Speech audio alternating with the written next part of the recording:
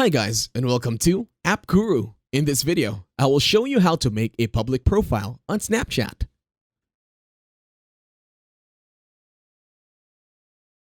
To start this tutorial, open and locate your Snapchat application.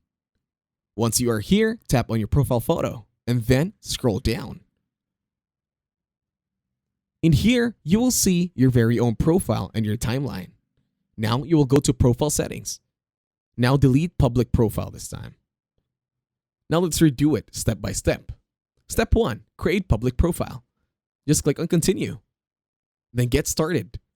Click on Continue once again, and then click on Get Started, and then tap on Create. Once you are here, you will see your public profile. Now you can edit it as you wish. You can add a cover photo, a profile photo, or anything that you want to add and customize it so people would see it well. Look at that, I even have 206 subscribers. That's great. And that's it. Thank you very much for watching. Please leave a like, share, and subscribe to the channel.